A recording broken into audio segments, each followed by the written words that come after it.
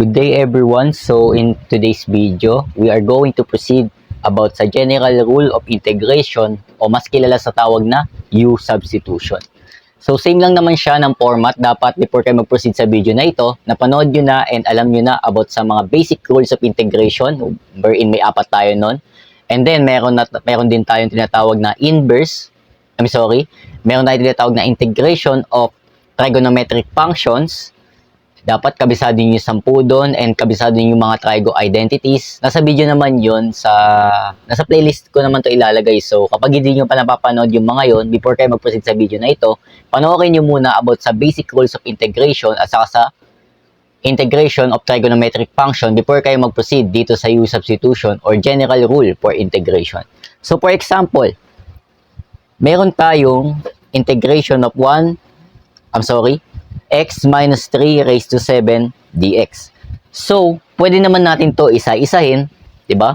Meron tayong diyan, x minus 3, then another x minus 3 hanggang makapito tayo. Kaso nga lang, masyadong mahaba 'yun. 'Di ba? Masyadong nakakatamad na siyang sagutan.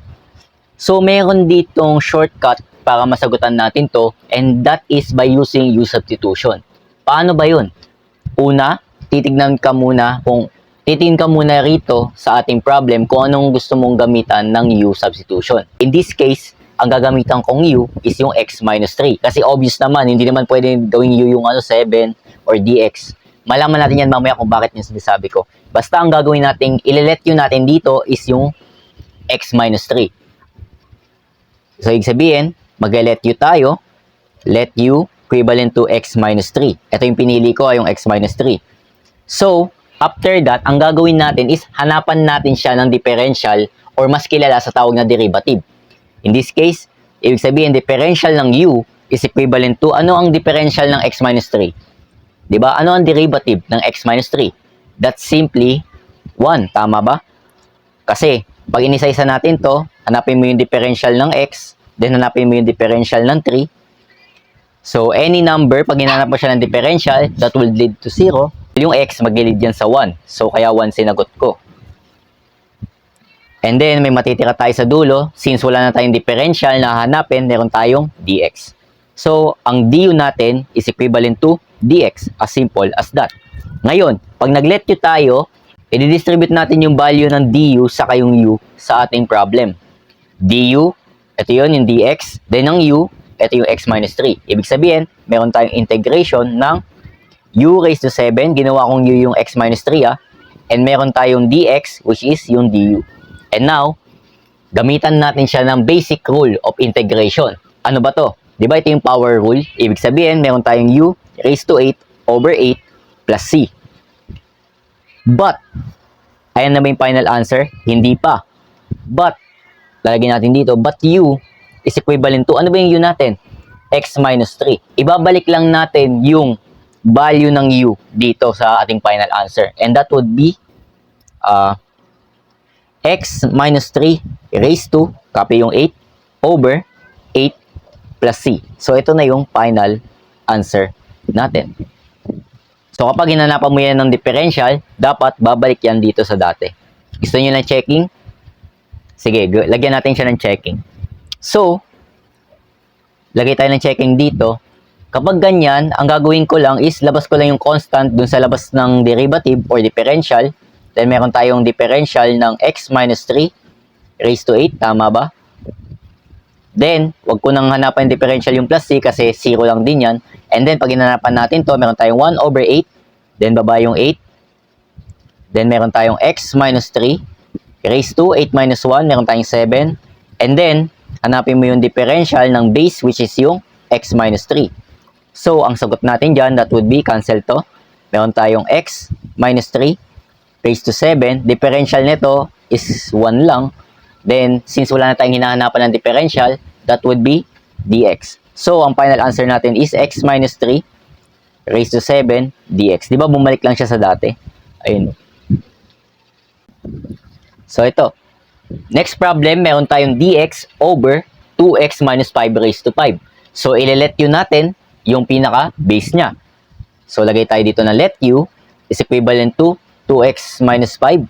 So, 2x minus 5. And then, ang differential niyan is 2x minus 5. Ano ang differential niyan? That would be 2 dx. So, medyo sin-shortcut ko na yung differential or yung derivative kasi minata na lang natin. Dapat basic niya sa paningin nyo yan, or kapag hindi pa, masterin nyo muna yung differential or tinatawag nating derivative. Ngayon, meron tayo ditong may constant tayo. Ang gagawin lang natin dyan is lipat lang natin tong constant sa kabila. Paano? Alam nyo naman yung pag-manipulate ng di ba, equation ng sum or difference, saka yung quotient saka multiplication. Tinalakay ko yan sa P6 1 sa video ko. So, kapag multiplication siya, divide mo lang yan both side by 2. And then, cancel. So, ibig sabihin, meron tayong 1/2 du. Tama ba? Nag-gets ba yung nangyari doon? 1/2 du. Nilabas ko lang yung 1/2 doon sa gilid.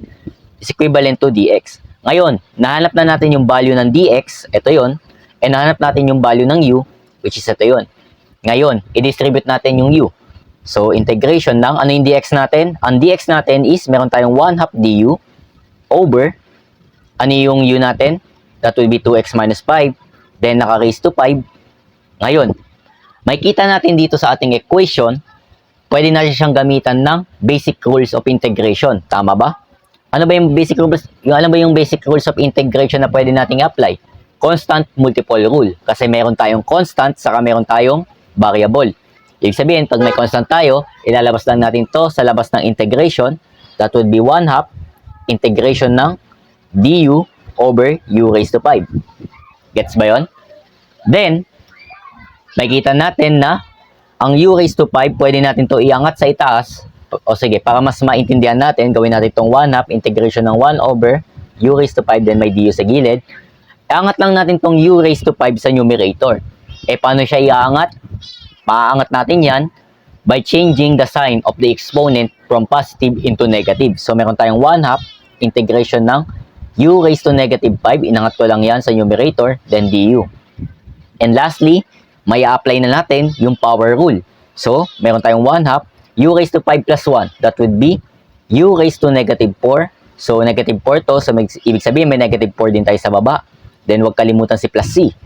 And then, simplify further. 4 times 2, that will be negative, di ba? So, meron tayong 1 over 8, negative 1 over 8. Pinagsama ko na yung constant. And then, meron tayong u raised to negative 4 plus c. Pero, negative sign to. Hindi siya pwedeng maging final answer. Dapat ang variable with exponent at lagi siyang positive. So, ibababa ulit natin siya from numerator to denominator. Ibig sabihin, meron tayong negative 1 over 8, u raised to negative, So, ibig sabihin, meron tayong 1 over 8, then baba natin yung u raised to 4 plus c. Gets ba yun? Final answer? Hindi pa. Kasi ibabalik natin yung value ng u. Ano ba yung u? Lagay natin, but u is equivalent to 2x minus 5. Kita ba sa video? Kita.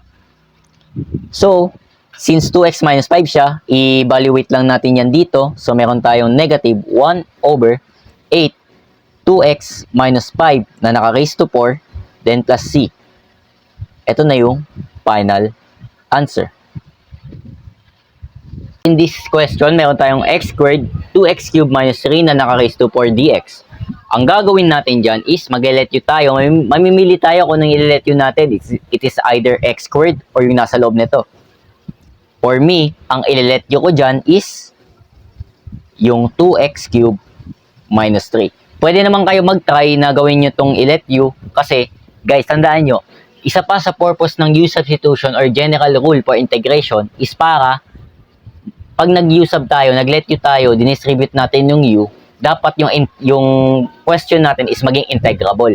Kasi this time, di pa siya integrable, di ba? Naka-product pa yun, no? Pwede mo naman siyang i-simplify by using FOIL method twice and then isa-isahin mo to.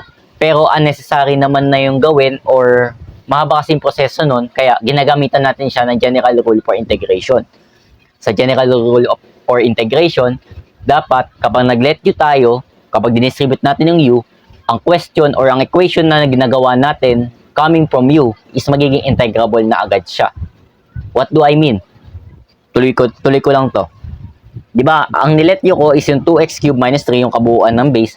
Bawal lang natin i-let you tong isa kasi magiging ano yan, u minus 3 pa yan, raised to 4. So, ibig sabihin, isa-isahin pa natin. Kaya nilahat ko na. And then, pag hinanapan mo yan ng differential, that would be, baba to. So, 3, 6. Meron tayong 6x squared. Tama ba? Dx. Kasi differential yung 3 or constant. Any constant that would lead to 0. So, after that, pwede natin tong ilipat yung 6 sa kabila by yan, manipulating the equation. So, cancel yung 6. So, meron tayong 1 over 6 du is equivalent to x squared dx. Diba? Ang x squared dx is same lang to. X squared dx. Pwede naman natin i-rewrite yan eh. I-rewrite natin tong equation into 2x cubed minus 3 raised to 4. Then, meron tayong x squared dx. Diba ito yun? Ito yun, no? So, ibig sabihin, pag nag-let u tayo, ang u, ito yung magiging u, yung 2x cubed minus 3, u raised to 4 yan, and then, ang x squared dx, kung saan ito yon, so meron tayong matitirang 1 over 6 du. So, ang mangyayari, u raised to 4, then meron tayong x squared dx, that would be 1 over 6 du. Gets? Ngayon, pwede natin siya i-apply ng constant multiple rule. Bakit? May variable, may constant. Yung constant, labas ng integration. So, meron tayong 1 over 6 integration ng u raised to 4 du. And lastly, power rule. So, meron tayong 1 over 6 u raised to 4. That would be u raised to 5 over 5. Then plus c. Simplify further. Meron tayong 1 over 30. Kasi 5 times 6 is 30. U raised to 5 plus c. Final answer? Hindi pa. Wait lang, wala na akong space. But u is equivalent to, ano yung u natin? 2x cubed minus 3. Ito yun eh. Na yun, balik lang natin yung u sa dati. So, meron tayong 1 over 30. Then, meron tayong 2x cubed minus 3 na naka-raise to 5 plus c. Ito na yung final answer natin. Now, paano naman natin ito sasagutan kapag ganito na yung equation? So, tingin nyo ano yung ililet yun natin dito. If nilet yun natin yung una, try natin, let u, yun nasa pinakataas kasi kapag hinanapan natin ito ng derivative, may iwan na x dyan. So, possible na pwede natin to makancel. Tama ba? Nagets ba yun? Kung hindi, tuloy lang natin to. So, let u natin yung nasa pinakataas, yung 2x squared minus 6x plus 4. So, ang differential niyan, that would be 4x, tama ba? Minus 6 dx. And then, di pa tayo tapos dyan kasi dapat may makuha tayong x minus 3 na sagot. So, pwede natin i-factor out yung 2, pero may matitira tayong 2x, then meron tayong minus 3 dx. Nagets ba yan? Pinactor out ko lang yung 2. Paano? Kasi pag pinactor out mo yung 2 sa labas na yan, pwede tayo magkakaroon ng 2x minus 3 kasi pag dinistribute natin to, magkakaroon tayo ng 4x, then magkakaroon tayo ng 6. Tama ba? So, ayan, factor out lang. Pero, 2x minus 3 ba yung nandito sa denominator niya? Diba? Hindi. X minus 3 lang. So, mali na agad yung gagawin natin kasi hindi natin siya pwede makancel. So, paano yan? Hindi tayo agad magle-let u in this case. So, nalaman natin na hindi siya possible ma-let u in this case. Kasi x minus 3 to, bawal makancel yung 2x minus 3. So, ang gagawin natin is yung tinatawag nating long division. Paano yun? Bali, i-divide natin to yung x minus 3. Sorry. Yung x minus 3. Then, divide natin yan sa 2x squared minus 6x plus 4. So, kung ano yung nasa denominator, ay yung nasa labas. And kung ano yung nasa numerator, ay yung nasa loob ng division. So, familiar ba kayo sa long division? Kung hindi, pwede kayong pumunta muna sa ibang sources or pakinggan nyo lang yung sasabihin ko. Kapag tapos ng pag-explain ko sa long division tapos hindi nyo pa masyado maintindihan, punta muna kayo sa ibang sources, then balik na lang kayo dito sa video na to. So, in this case, ang gagawin lang natin is titingin ka lang sa first, yung may variable, and syempre yung una muna, yung may variable. Gets? Again, kung ito yung, di ba, nag-long division lang tayo, yung nasa denominator, ay yung nasa labas, ay yung nasa numerator, ay yung nasa loob. And then, titignan mo muna yung pinaka may variable dyan, sa labas saka sa loob. ang gagawin mo, divide mo yung nasa loob na 2x squared, then divide mo yan sa x. Ano matitira? Di ba pwede ito makancel? So, may matitira tayong 2x. Gets? Ibig sabihin, ang ilalagay natin dito sa itaas is yung 2x. Again, kung medyo nabibilisan, ang ginawa ko lang is dinivide ko yung unang term dito sa loob dun sa pinakalabas na term kung ano yung may variable. Pag dinivide mo yan, kung ano yung sagot nun, ilalagay mo yan sa itaas dun sa final answer natin mamaya. Ngayon, huwag kalimutan maglagay ng bracket tapos may minus sa labas para di tayo malito. Pang division lang. So, 2x, multiply mo yan sa x, that would be 2x squared. Then, 2x, multiply mo yan sa negative 3, that would be negative 6x. Diba? So, ayan. Dinistribute lang natin yung 2x, ha. Ngayon, minus. So, 2x squared minus 2x squared, that would be 0. So, wag na natin yan ilalagay. Then, sa kabila, negative 6x minus negative 6x. So, ibig sabihin, magiging plus to, magiging plus yan. So, negative 6 plus positive 6, that will be 0 din. So, may matitira tayong 4 sa labas. And, tandaan nyo, bawal na tayo palitan ko lang yung sign ulit. Bawal na tayo divide kasi di naman na siya, madidivide mo ba yung 4 sa x, 4 over x, madidivide mo ba yan? Kasi ang point ng long division is, kung ano yung nasa loob, divide mo yan dun sa may variable sa labas. Kung ano yung nasa loob, divide mo yan dun sa may variable sa labas. Pero once na hindi na siya pwede ma-divide, katulad nito, yung 4 divided by x, kapag di mo na siya ma-divide, so wala ka nang ilalagay dyan. So, ibig sabihin, ito na yung final answer natin. Ano yung ilalagay natin? Ang ilalagay natin is, una, kung ano yung nasa taas, ano yung nasagot natin nasa taas, which is, meron tayong 2x, and then, add mo yan sa, ano yung remainder. Ang remainder natin is yung 4, and then kung ano yung nasa labas, gagawin mo siyang denominator. Gets? Kita ba sa video? O, kita. So, ibig sabihin, ito yung magiging sagot natin. Dito, kapag dinivide natin yung 2x squared minus 6x plus 4 over x minus 3, that would lead to 2x plus 4 over x minus 3. Nagets ba yan? Kung hindi masyadong magets, balikan nyo lang yung video or sa ibang sources kayo Ngayon, since nalaman natin na kapag dinivide natin to, ito yung lalabas gamit yung long division. So, may ibig sabihin, meron tayong integral ng 2x plus 4 over x minus 3 dx. So, kinapi ko lang. Yung sagot natin kanina. Ngayon, ano makikita natin? Di ba pwede yun natin siya gamitan ng basic rules of integration, which is yung pang-apat, yung sum or difference rule. So, ibig sabihin, meron tayong differentiation tuloy. Meron tayong integration ng 2x dx, then plus mo yan sa integration ng 4 over x minus 3 dx. And then, basic integration ulit. Sa una, saka sa pangalawa. Una, meron tayong makikitang constant multiple rule kasi may constant saka may variable. Labas mo yung constant sa labas ng integration. Then, ito yung matitira. Plus, ilabas ko lang yung 2 Plus, pwede na ito, constant multiple rule din kasi meron tayong constant saka meron tayong variable sa loob nito. So, ibig sabihin, pwedeng magkaroon ng 4 sa labas, then integration ng 1 over x minus 3 dx. Nilabas ko lang yung 4. Ngayon, sa una, pwede natin siya integrate, di ba? Pero gaya ng sabi ko, sa pinakauna pa lang sa basic rules, bago ka mag-integrate, make sure na lahat ng makikita mo dito sa sa problem mo is integrable na lahat. Ibig sabihin kung integrable na to, dapat integrable na to. Bawal ka mag-integrate na to even though pwede natin siya i-integrate kasi malilito tayo, may iwan pa tayong integration dito. Eh di, asan mapupunta si plus c? Tama ba? Dapat kasi yung plus c is laging nasa dulo. Ngayon, ang gagawin natin dito is pwede tayo mag-let u. Ile-let u natin si x minus 3. Tama ba?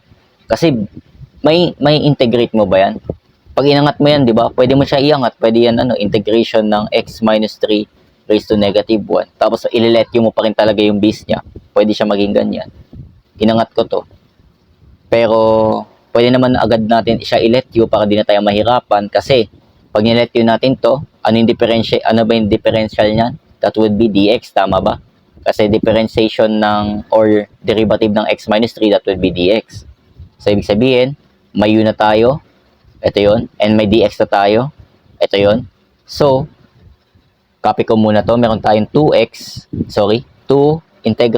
integration ng x dx plus 4 integration ng 1 over, anong u natin? Yung x minus 3. Then, ano yung dx natin? du. So, ayan, di ba makikita natin integrable siya? Di ba ito yung exception ba tawag doon? Or ito yung nagli-lead sa, pag in-integrate mo tong 1 over u, 1 over x raised to negative 1, magli-lead yan sa logarithm or yung natural logarithm, which is yung ln. So, ibig sabihin, integrable na silang lahat. Una, meron tayong 2, gamitan mo ng power rule, that would be x squared over 2, plus 4, integration na ito, that would be ln u plus c. Medyo gets ba yan? Medyo binilisan ko na kasi basic rules na lang yung gagamitin natin. And then, simplify further. Pwede natin ito makancel. Also, pag na-cancel natin yan, balik na natin agad si u. But u is equivalent to x minus 3. So, sa una, may matitira tayong x squared plus 4.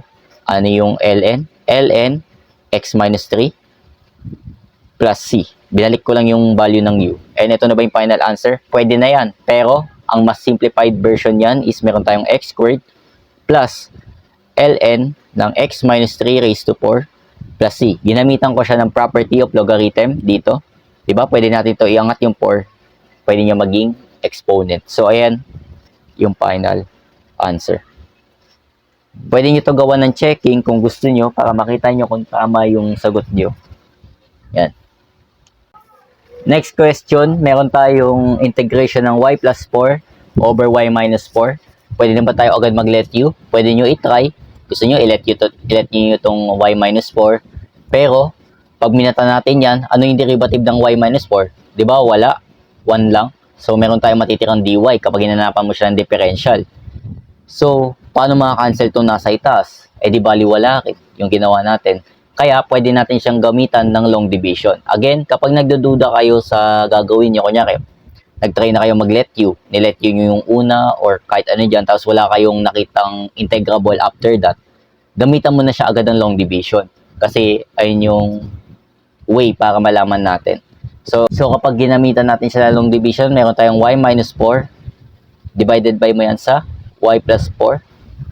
Kasi, denominator nasa labas, numerator nasa loob. And then, kung ano yung variable sa labas, divide mo lang yan. So, y divided by y, that would be 1. Tama ba? Kasi 1 times y, meron tayong y. Sorry, nakalimutan ko maglagay ng negative dyan. Then, distribute mo lang yung 1. 1 times y, 1 times 4.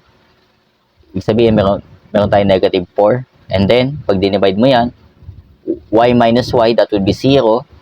4, pwede ito maiba. So, 4 plus 4, so may matitira tayong 8 dyan. Tama ba? Medyo minamata ko na guys ha. Ngayon, meron na naman tayong remainder kasi bawal natin ito i-divide sa y kasi mag-result lang to sa 8 over y. So, ang final answer natin, again, kung ano yung sagot nyo dito sa itaas, lagay nyo muna. Plus mo yan sa kung ano yung remainder. Then, divide mo dun sa pinakalabas ng equation natin or sa problem natin, yung y minus 4. So, ibig sabihin, meron tayong 1 plus 8 over y minus 4. And then, pwede natin ito bukahin.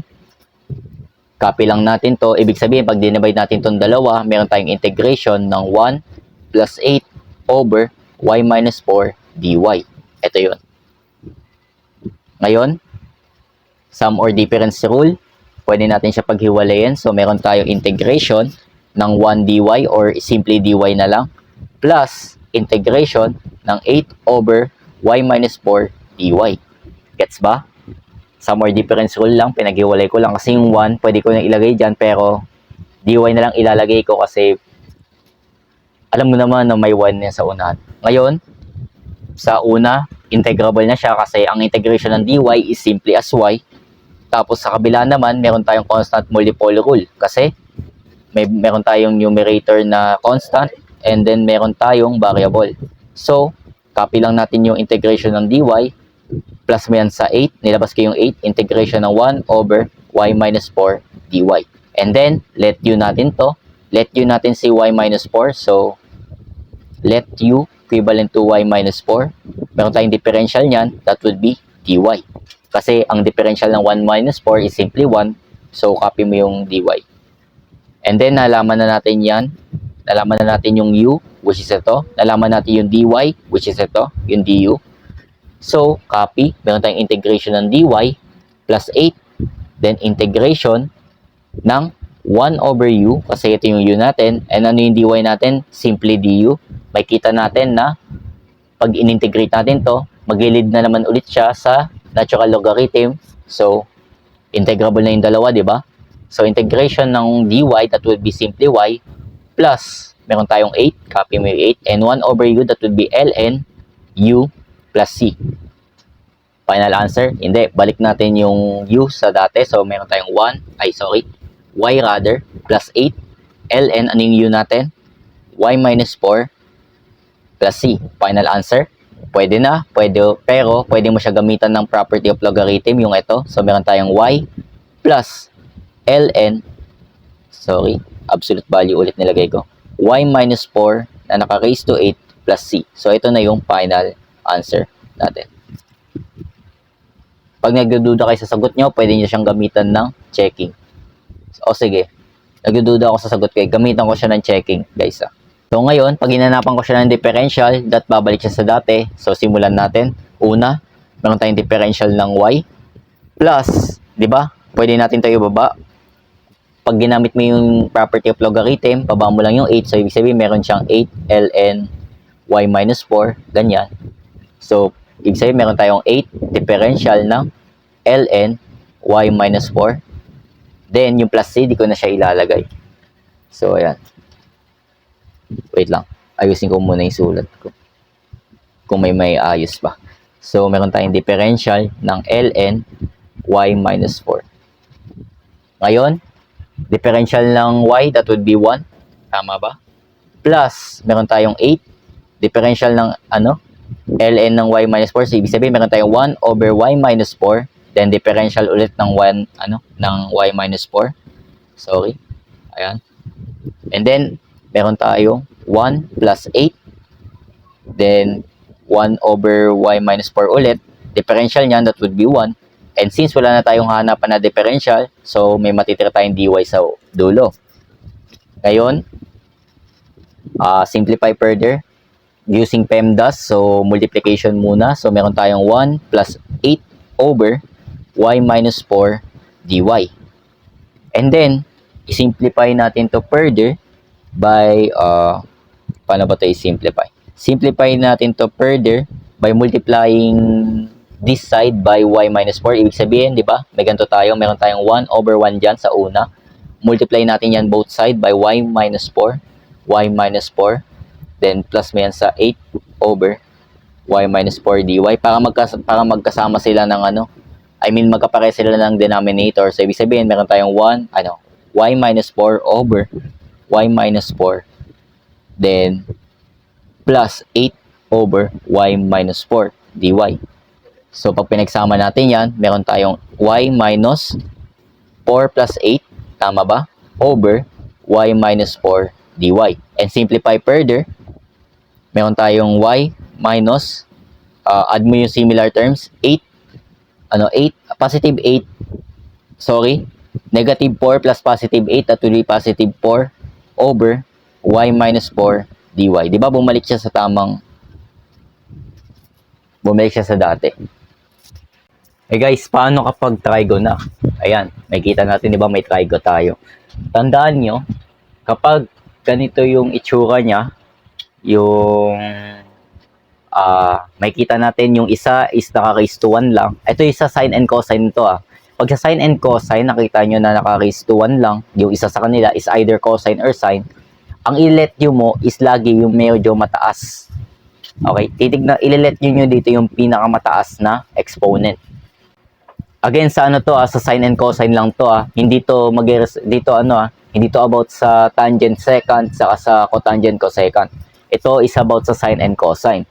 Again, tandaan nyo sa sine and cosine, Ang isa sa kanila is dapat naka-raise to 1 lang yung exponent nila, and other one is kahit ano, any number.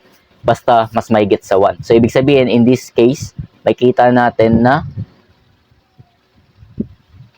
ang sine is naka-raise to 1 lang, while yung cosine is naka-raise to 4. Ibig sabihin, ang i-let yun natin is yung pinakamataas na exponent, that would be yung cosine x.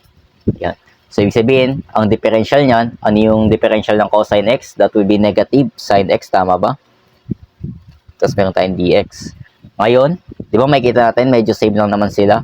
But, lipat lang natin to negative sa kabila para mas accurate makita natin. So, meron tayong negative du equivalent to sine x dx. So, di ba ito yon? So, ngayon, nakita natin na mahanap natin yung sa sine x dx, and then yung cosine x is simply as u. So, evaluate natin yung u, or tawag dito, distribute natin yung value ng u. So, meron tayong cosine raised to 4x. So, ibig sabihin, meron tayong u raised to 4. And then, yung sine x dx, ito yun. So, meron tayong negative du. And then, yung negative du, diba, simply may negative 1 dyan. May negative 1 du dyan. So, labas natin tong constant sa labas. That will be negative 1 integration ng u raised to 4 du. 4 yan, guys, ha. Tapos makikita natin na simply, pwede natin siya gamitan ng power rule. Ibig sabihin, meron tayong negative 1 and u raised to 5 over 5 plus c. And then, simplify further, meron tayong negative 1 over 5. So, nilabas ko yung constant. Then, meron tayong u raised to 5 plus c. But u is equivalent yan sa cosine x. So, ibig sabihin, meron tayong negative 1 over 5 1 over 5 cosine raised to 5x plus c. So, ito na yung final answer natin. So, kung medyo mabilis, ulitin ko. Sa sine and cosine, dapat yung isa sa kanila is naka-raise to 1 lang, and other one is either naka-raise to 1 or mas mahigit pa. In this case, nakita natin na mas mataas yung exponent ni cosine. So, ibig sabihin, ay yung i-let yun natin. And then, makikita natin na meron tayo sine x dx. Na-evaluate natin kung ano yung value ng u. Ng du pala, sorry. Ito, sine x dx, yung negative du. And kung ano yung u, which is yung cosine x, ibig sabihin, pag in-evaluate natin yan or dinistribute natin si u, pagkakaroon tayo ng ganyan, and yung constant na negative, labas mo yan sa integration. And magagamitan mo siya ng power rule. So, ayan, u raised to 4 plus 1, meron tayong 5 over 5 plus c. And then, nilabas ko lang itong 1/5. Di ba may 1/5 dyan? 1/5. Nilabas ko lang yan, and then minultiply kayo sa negative 1. That would be negative 1 over 5. Then, may u raised to 5 plus c. Binalik ko lang yung value ng u, which is yung cosine x. So, ito na yung final answer natin. So, dapat pag chinecking mo to, paggamit ng chain rule, kasi chain rule yan, di ba? Babalik yan dapat sa cosine 4x sine x dx. Ngayon, proceeding tayo sa next problem natin. Ano ba yung sabi ko kanina? Sa sine and cosine, dapat isa sa kanila is naka-raise to 1 lang. Ibig sabihin, is either meron tayo ditong integration ng sine, naka-raise to 3 yan, x, then meron tayong cosine x dyan.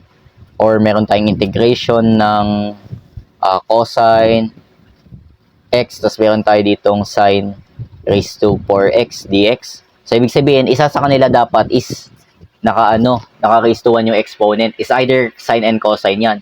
Eh, paano po yan kapag paano kapag same sila ng dito, same sila na exponent is naka-raise to 1. Anong pipiliin ko dyan?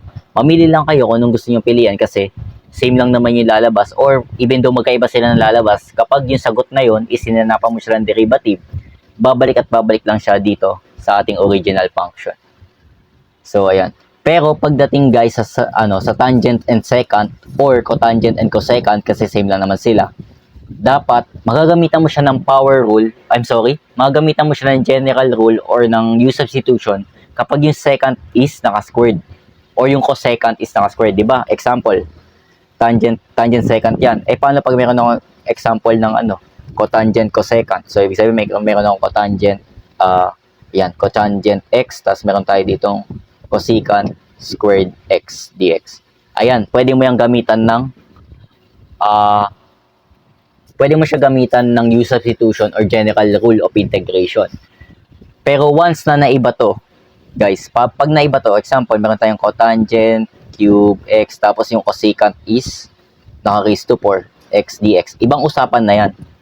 di mo siya pwedeng gamitan agad ng U substitution. Meron tayong tinatawag dyan na integration procedures. So, next topic ko na yan, after yata nito, ng U substitution, yung mga integration procedures. Ibig sabihin, meron tayong product of sine and cosine. Ito yun. Isa dito is yung power of cotangent and cosecant, power of tangent and secant. Kapag yung secant nila is more than 2 or kapag yung power ng secant nila is more than 2, ayun, magamitan mo siya doon ng integration procedure.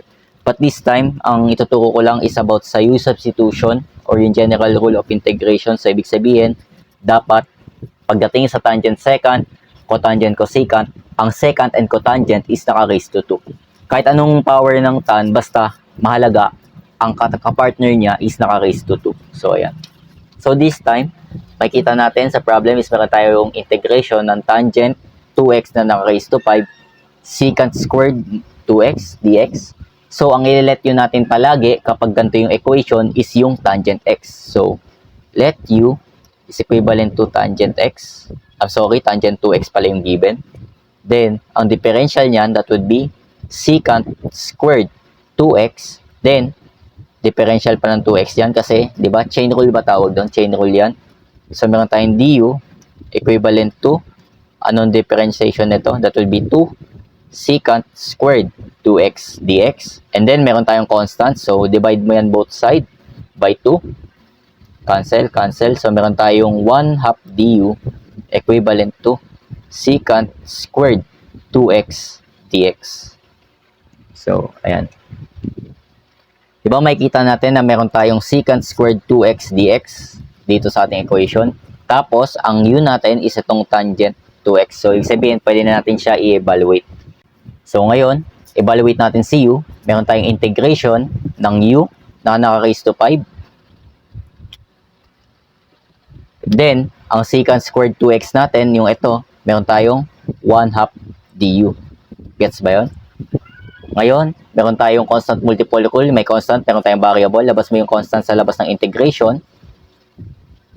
And then, power rule, meron tayong 1/2, ano yung integration ng u raised to 5, that would be u raised to 6 over 6, then plus c.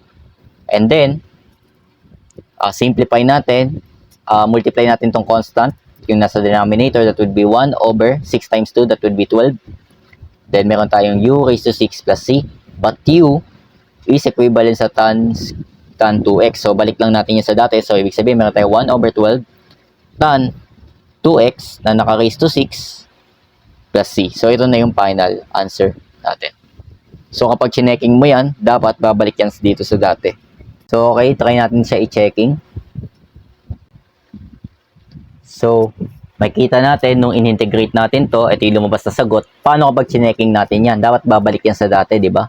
So, try natin siya i-checking. 2x plus c. Ngayon, meron tayong 1 over 12. Differential yan ng tangent 6 2x. Then, yung plus c, di ko na ilalagay. So, ibig sabihin, meron tayong 1 over 12. Differential nito, baba natin, chain rule yan.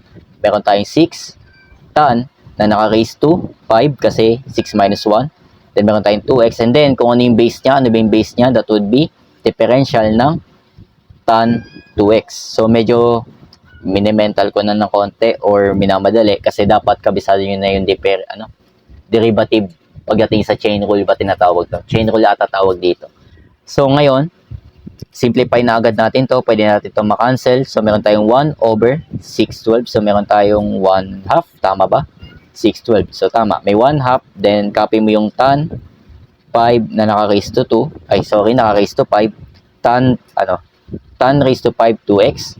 Then, ang differential ng tan 2x, that would be secant squared 2x. And then, hanapin mo pa yung another base. Ano yung base niya? Differential ng 2x. So, may differential pa rin tayo. Bawal pa tayo maglagay ng dx sa dulo. So, differential ng 2x. So, meron tayong 1/2 tan raised to 5 2x secant squared 2x. Then, differential ng 2x, that would be 2. So, wala na tayong hinanap ng differential. So, maglalagay tayo ng dx. Ngayon, constant. Another constant. Pwede yung makancel. So, ang final answer natin is meron tayong tan raised to 5 2x secant raised to 2 2x. Diba ito yun? then dx. So, bumalik lang siya sa dati.